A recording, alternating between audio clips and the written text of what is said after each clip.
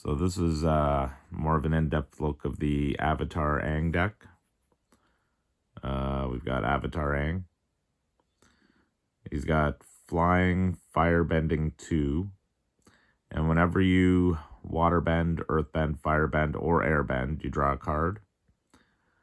Then if you've done all 4 this turn, you get to transform Aang. So right off the bat, if you attack with Aang, you've got the Firebending, and you can draw at least 1 card. And when we flip him, we've got Aang, Master of Elements. So he's got Flying. Spells you cast cost white, blue, black, red, green, less to cast. So you could get quite a few free spells this way. I wouldn't go nuts and cast everything, though. Gotta hold some stuff back. And at the beginning of each upkeep, you may transform Aang, Master of Elements. If you do, gain 4 life, draw 4 cards, put 4+1 counters on him, and he deals 4 damage to each opponent. So we can potentially flip Aang back and forth, as we will, when the timing's right. But how are we going to do that?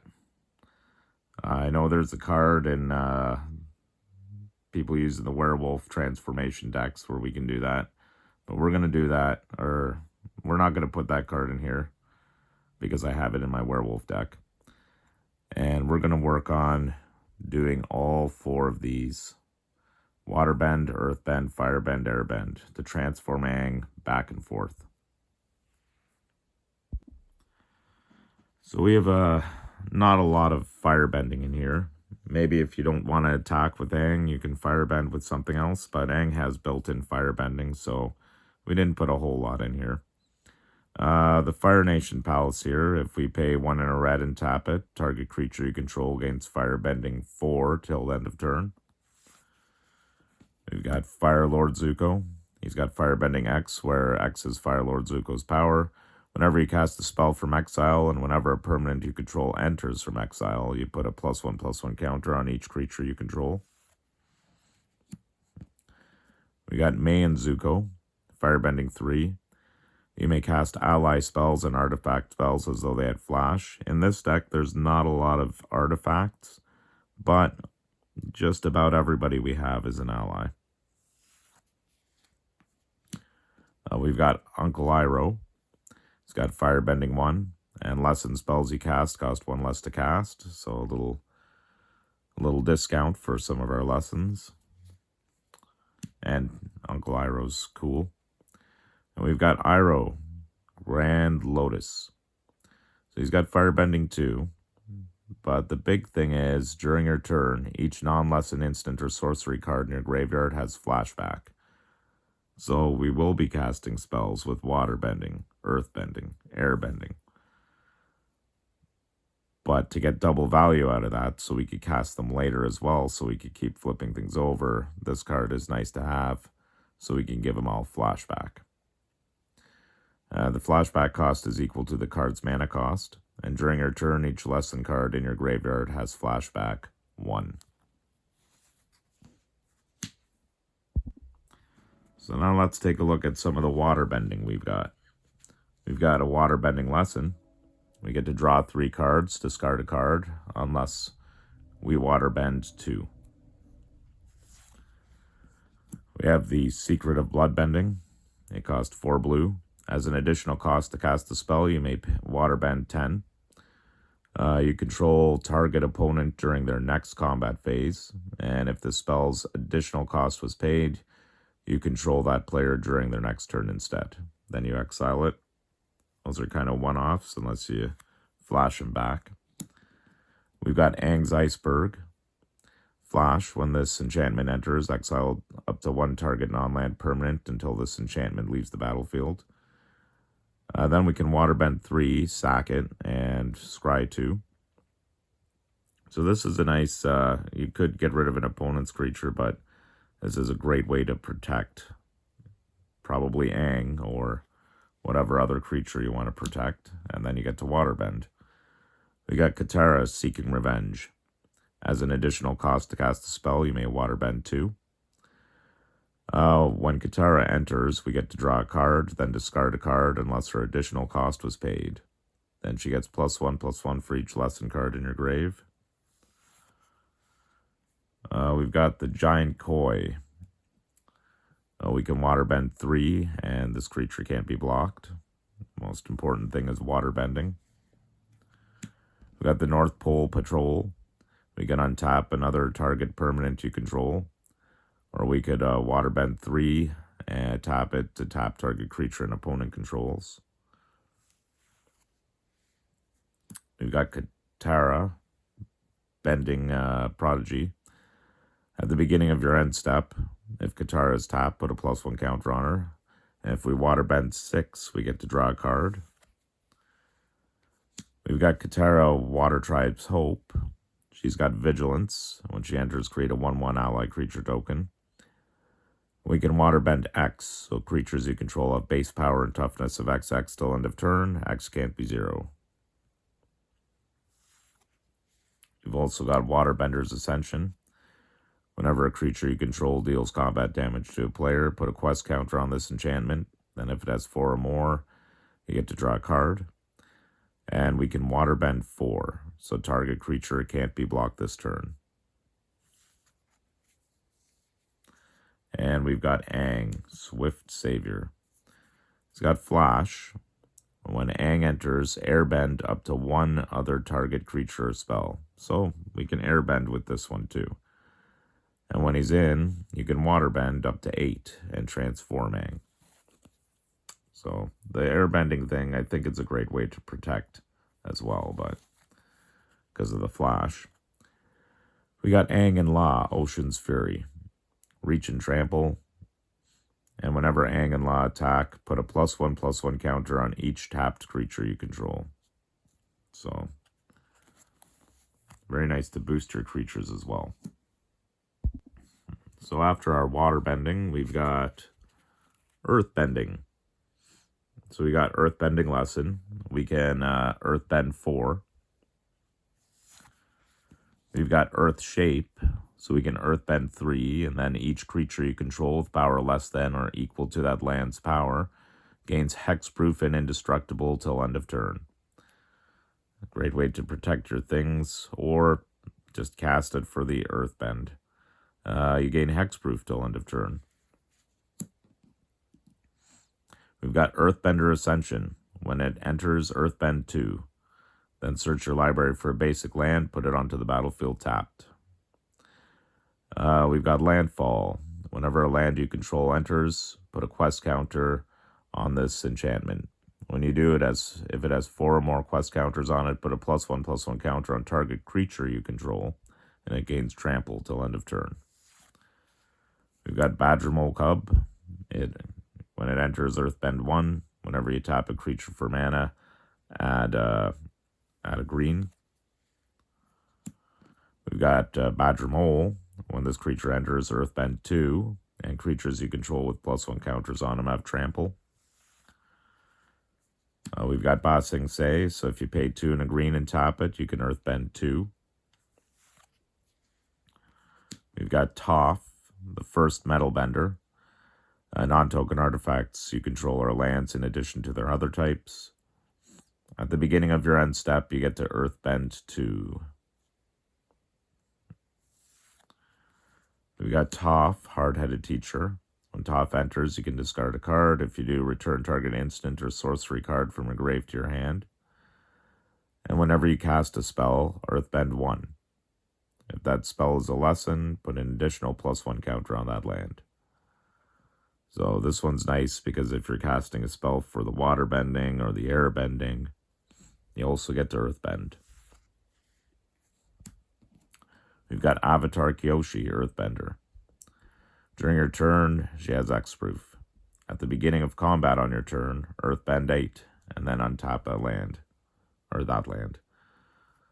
So that's nice because we could do it over and over again on our turns during combat. And we got Aang at the Crossroads. He's got flying.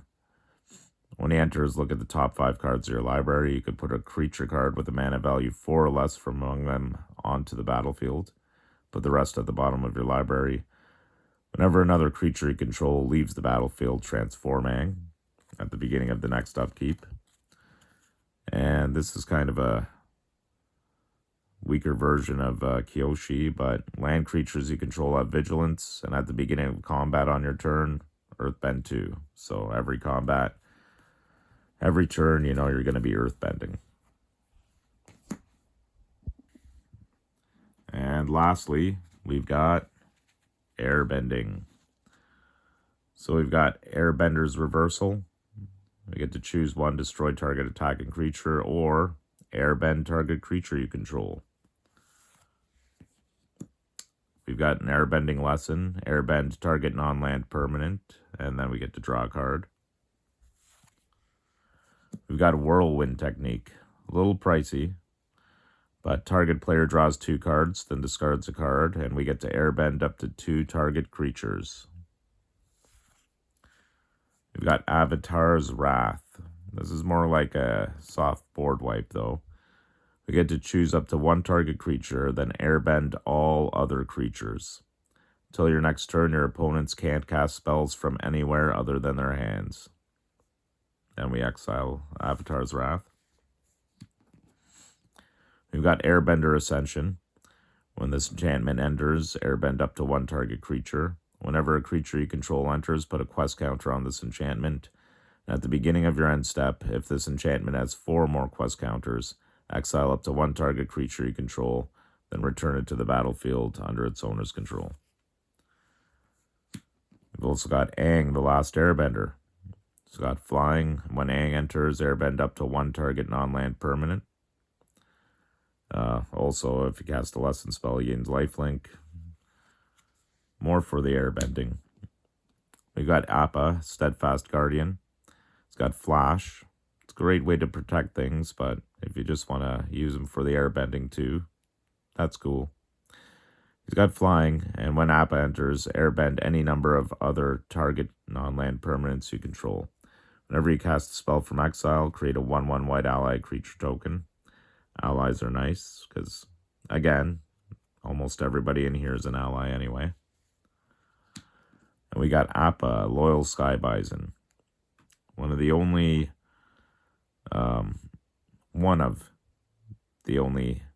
airbending cards that stay on the battlefield, so you can use it over and over. He's got flying. When he enters or attacks, choose 1. Target creature you control gains flying until end of turn. Airbend another target non-land permanent you control. And we've got the other one that stays, The Legend of Yangchen. Starting with you, first chapter, each player chooses up to 1 permanent with mana value 3 or greater from among permanents your opponents control. Exile those permanents. Chapter 2, you may have target opponent draw 3 cards. If you do, draw 3 cards. And in Chapter 3, we exile it and transform it. And then we've got Avatar Yangchen. It's got flying, and whenever you cast your second spell each turn, airbend up to 1 other target non-land permanent. So those are some of the ways that we're going to play around and attempt to flip Aang to his transformed side and then flip him back. It's a little bit the hard way, but I like doing it. So another thing we have in here is support for allies. So we got Suki, Courageous Rescuer. Other creatures you control get +1/+0. Whenever another permanent you control leaves the battlefield during your turn, you create a 1/1 white ally creature token. Only happens once per turn, though. Hakoda, Selfless Commander. You may look at the top card of your library anytime, and you can cast ally spells from the top of your library. We can also sack him, and creatures you control get +0/+5 and gain indestructible till end of turn. A little protection there. We got Sokka, Tenacious Tactician. Menace and Prowess. Other allies you control have Menace and Prowess, making it easier for Aang to get through. Whenever you cast a non-creature spell, you create a 1/1 white ally creature token. We've got Sokka's Charge. During your turn, allies you control have double strike and lifelink. In this, we've also got Gather the White Lotus, so we can create a 1/1 white ally creature token for each planes you control and scry 2. We've also got Energy Bending, so lands you control gain all basic land types till end of turn, and then we get to draw a card.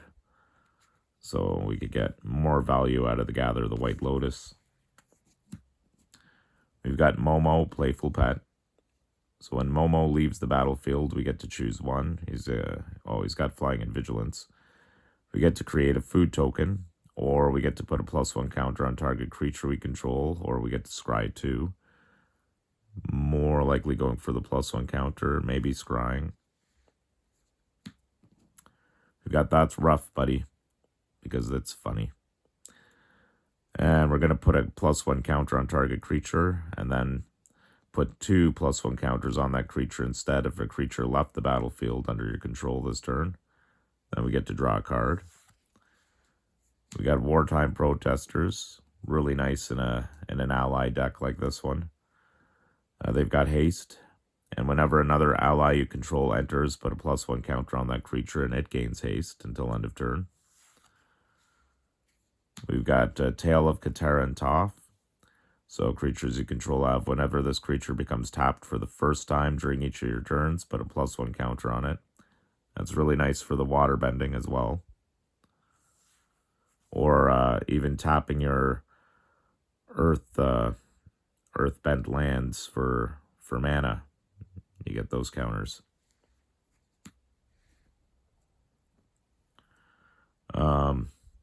We've got Abandoned Air Temple, so if we pay 3 and a white and tap it, we get to put a +1 counter on each creature we control.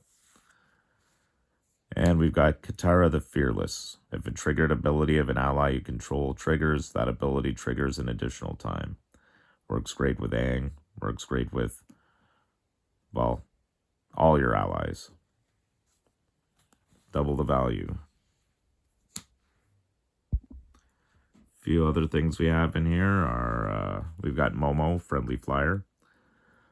So the first non-lemur creature spell with flying you cast during each of your turns costs 1 less to cast, which is nice for a little discount on Avatar Aang. Maybe not in the beginning, but every time you have to pay commander tax because people will want to remove him, you'll get a one mana discount. And whenever another creature you control with flying enters, Momo gets +1/+1 till end of turn. Put Secret Tunnel in here because if you pay 4 and tap it, 2 target creatures you control that share a creature type can't be blocked this turn. That's going to be ally. So we can hopefully get Aang through, do some commander damage. We got Spirit Water Revival. As an additional cost to cast a spell, you may waterbend 6. So, oh, look, there's more waterbending. We get to draw 2 cards. If this spell's additional cost was paid, instead shuffle your graveyard into your library, draw 7 cards, and you have no maximum hand size for the rest of the game, which is pretty nice for when you're drawing cards with Aang or Avatar Aang. Then you exile the Spirit Water Revival. We've got Brought Back. So choose up to 2 target permanent cards in your graveyard that were put there from the battlefield this turn. Return them to the battlefield tapped. So a little bit of protection from some removal. We've got Avatar Destiny. Enchant creature you control. Enchanted creature gets +1/+1 for each creature card in your grave and is an avatar in addition to its other types. And when enchanted creature dies, you mill cards equal to its power. Return this card to its owner's hand, and up to 1 creature card milled this way to the battlefield under your control. Well, we've got Swiftfoot Boots. So equipped creature has hexproof and haste. We've got Flawless Maneuver. So if we control our commander, we can cast it without paying its mana cost. Creatures you control gain indestructible till end of turn. Another way to protect your things, especially Aang. We've got, as a surprise, Dramatic Reversal. So if you've got some things tapped out, you can play this. Untap all non-land permanents you control. We've also got Empty City Ruse. Target opponent skips all combat phases of their next turn. So if there is somebody scary who's doing a lot of attacking, you can stop that for the turn and maybe go for the win next turn. And we've also got Aang's Shelter, or Teferi's Protection. So another way to, if you think you can attack for the win on the next turn, until your next turn, your life total can't change and you gain protection from everything. All permanents you control phase out and then exile it. Then you can hopefully go for the win for the next turn. Or just protect your things. So we do got a little bit of card draw in here. Aang can do a majority of that heavy lifting, but if people are removing him, you won't be doing much. So we got Sokka, the Bold Boomeranger. When Sokka enters, discard up to 2 cards, then draw that many cards. Whenever you cast an artifact or lesson, put a +1 counter on him. We've got Agna Quella. This land enters tapped unless you control a basic land. We don't care about that right now. If you paid 2 and a blue, we tap it, then we draw a card, discard a card. We've got Gran Gran. And Gran Gran becomes tapped, draw a card, then discard a card. And non-creature spells you cast cost 1 less to cast, as long as there are 3 or more lesson cards in your grave. We've got a Bison Whistle, because it's funny. But if you pay 1 and tap it, look at the top card of your library. If it's a Bison, you may put it into the battlefield. If it's a creature card, you may reveal it and put it into your hand. Otherwise, you can put it into your graveyard. You got Descendant's Path. At the beginning of your upkeep, reveal the top card of your library. If it's a creature card that shares a creature type with a creature you control, you may cast it without paying its mana cost. If you don't, put it on the bottom of your library. We've got Suki of the Kyoshi Warriors. So we can tap her to search your library for a legendary card, reveal the card, put it into your hand. And we've got Tale of Momo. The spell costs 2 less to cast if a creature left the battlefield this turn, or under your control this turn. Search your library and or graveyard for an ally creature card, reveal it, and put it into your hand. Then shuffle. So a little tutory for a creature there. And lastly, we've got Arcane Signet. So you add 1 color of in your commander's color identity. We've got the Great Divide Guide. Each land and ally you control has tap it to add a mana of any color, so we got some ramp there. Goes pretty good with the Badger Mole Cub. Double your ramp. We've got Training Grounds. I just think this card looks really cool. Very, very blue. But it's an enchantment. Activated abilities of creatures you control cost 2 less to activate. So all your water bending costs less. It makes it easier to do. I can't reduce the mana in that cost to less than 1 mana. That's fine. That's fine.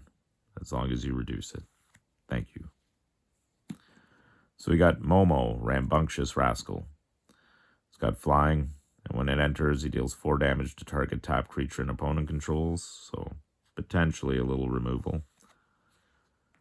We've got the Origin of Metal Bending, so we can destroy target artifact or enchantment, or put a +1 counter on target creature and it gains indestructible, so removal or protection. And just for the heck of it, we've got a Trusty Boomerang. So equip creature as, so you could pay 1 to bring it out, equip it for 1, and equip creature as, pay 1, tap it, and tap target creature.